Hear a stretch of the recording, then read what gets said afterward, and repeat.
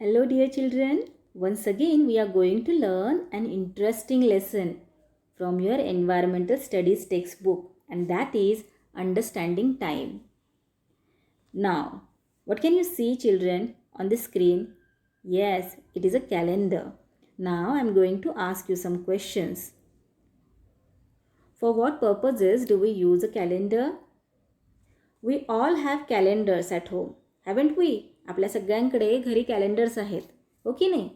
मग for which purposes or for what purposes do we use a calendar? Yes, we use a calendar to identify the days, weeks, months, years. Or we can plan out our daily activities too. कॅलेंडरमधून आपण काय पाहत असतो? Days कोणते आहेत, weak, month, year कोणतं चालू आहे, हो की नाही? आणि त्यानुसार आपण आपल्या डेली ॲक्टिव्हिटीजसुद्धा प्लॅन आउट करत असतो.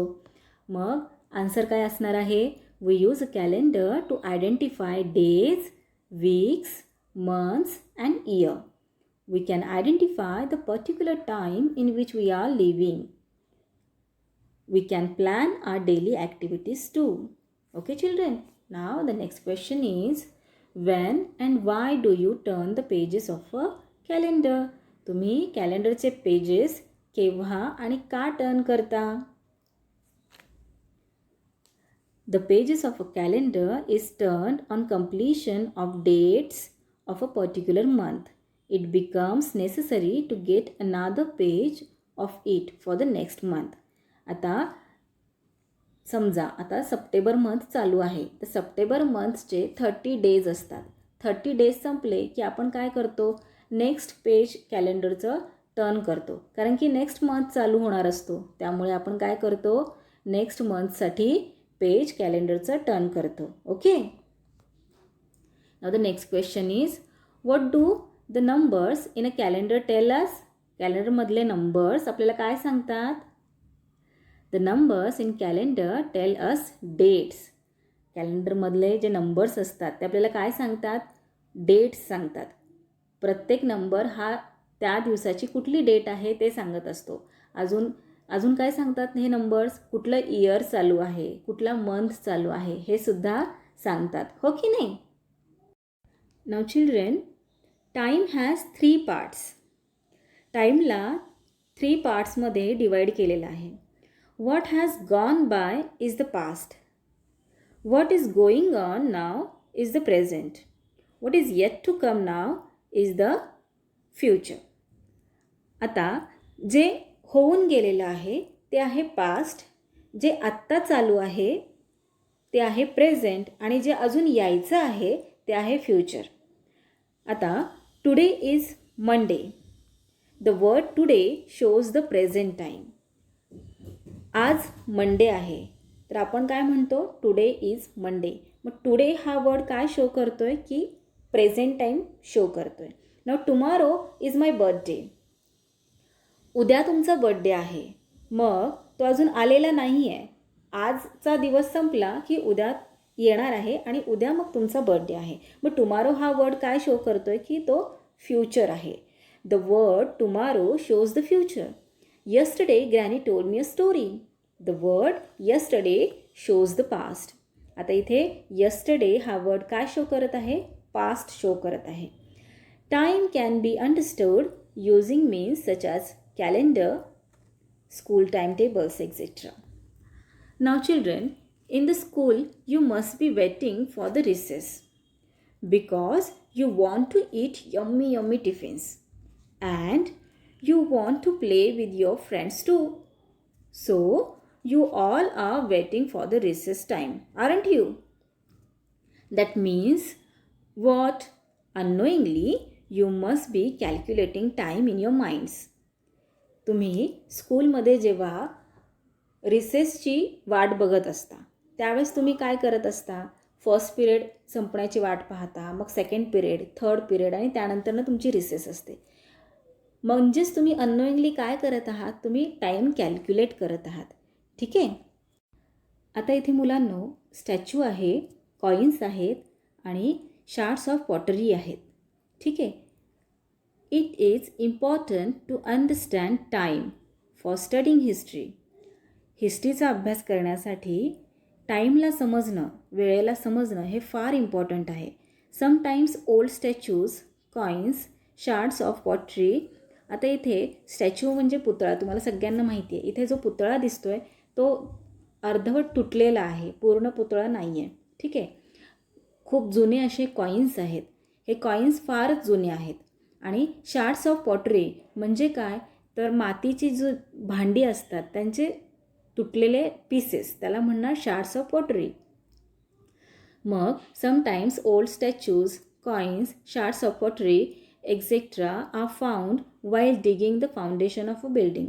आणि हे आपल्याला कधी सापडतात, ज्यावेळेस काही बिल्डिंग स्ट्रक्चर जेव्हा आपल्याला करायचं असतं, काही बांधकाम करायचं असतं, त्यावेळेस खणलं जातं. आणि खणण्याच्या ह्याच्यामध्ये मग हे आपल्याला कधीकधी स्टॅच्यूज मिळतात, कधीकधी कॉईन्स सापडतात आणि कधीकधी शार्ड्स ऑफ पॉटरीजसुद्धा सापडतात. These things are studied carefully. आणि या सगळ्या थिंग्स खूप केअरफुली स्टडी केल्या जातात.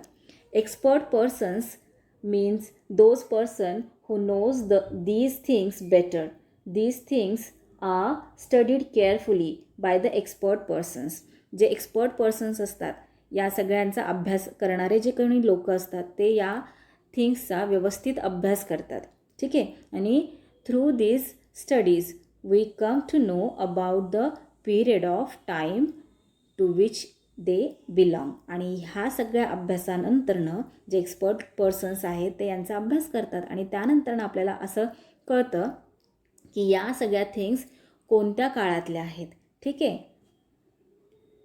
Use your brain power. Today's newspaper becomes old tomorrow. But if we can not remember a particular fact, we search through old newspaper to find the information we need.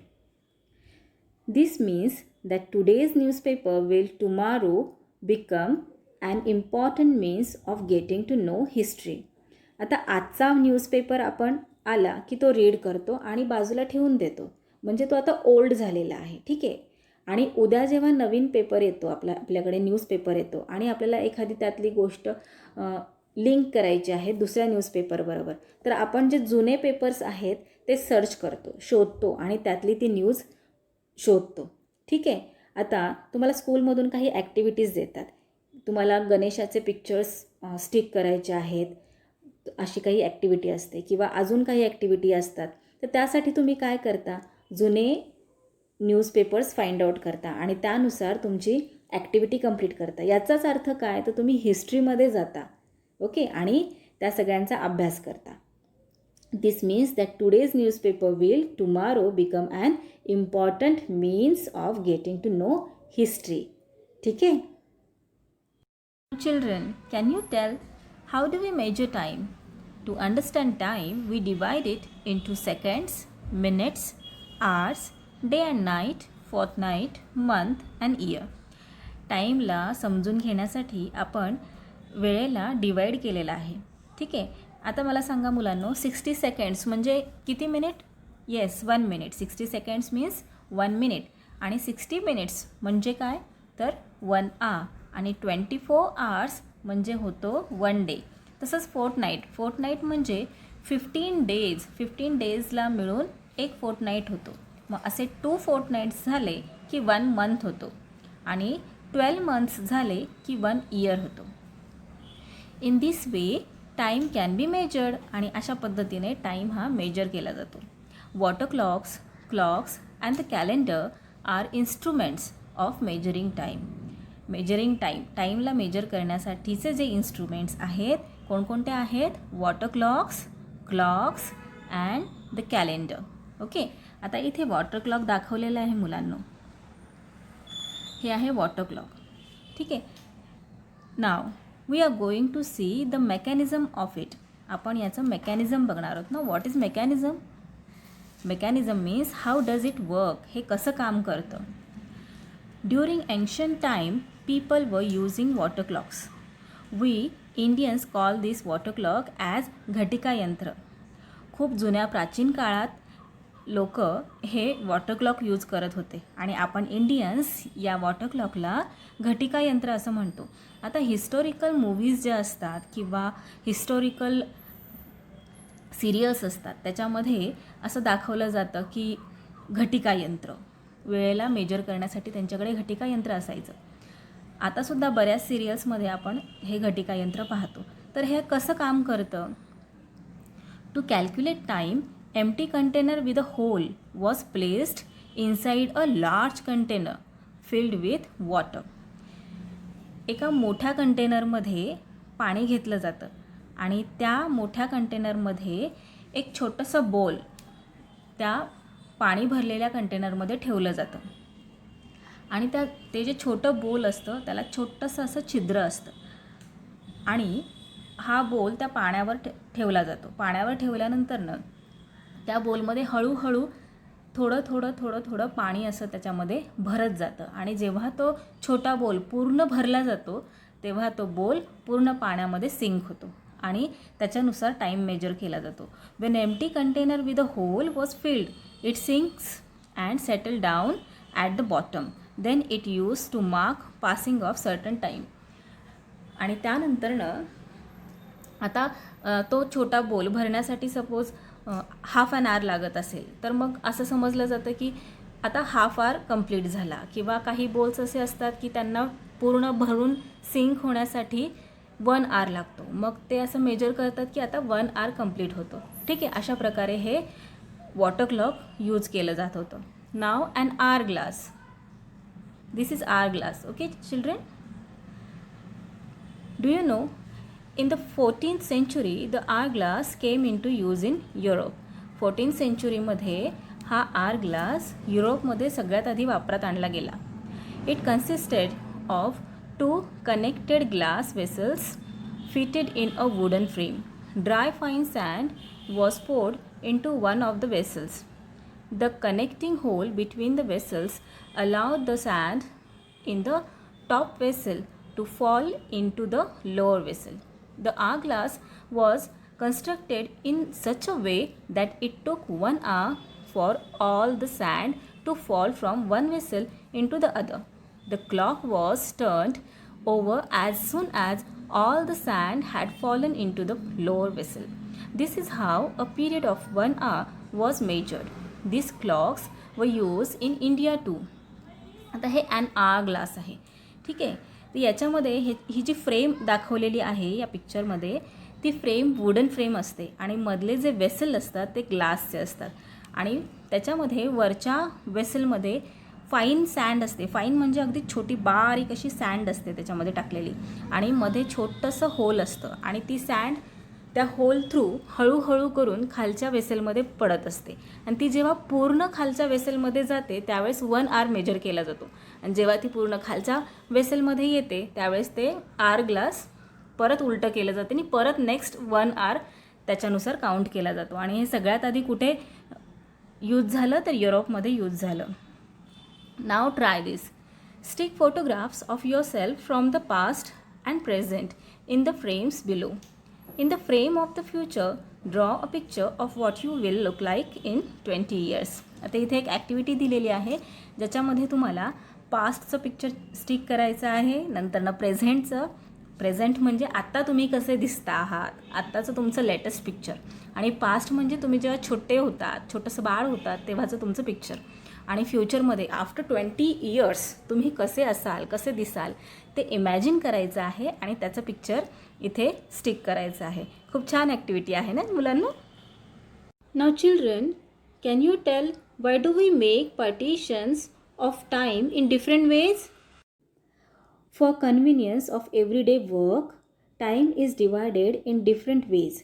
For example, while using words like now, a while ago, in a while, or today, yesterday, and tomorrow, we are unknowingly measuring time in our minds. आता आपण असं partition का करतो टाईम्सचं, त्याला major का करतो? कारण की ते आपल्या कन्व्हिनियन्ससाठी चांगलं असतं. नाहीतर आपण जर टाईमला असं डिवाईडच केलं नाही तर आपल्याला पास्ट, प्रेझेंट, फ्युचर हे काहीच कळणार नाही, हो की नाही? आणि हिस्ट्रीचा सुद्धा अभ्यास करताना आपल्याला जर टाईम आपण मेजर केलाच नाही तर आपल्याला कळणारच नाही की कोणत्या गोष्टी ह्या कधी घडलेल्या होत्या. बरोबर आहे की नाही मुलांनो? मग आपण ज्यावेळेस हे असे वर्ड्स यूज करतो, नाव, अ वाईल अगो, इन अ वाईल, और टुडे, यस्टरडे, टुमारो, त्यावेळेससुद्धा आपण अननोइंगली टाईमच मेजर करत असतो.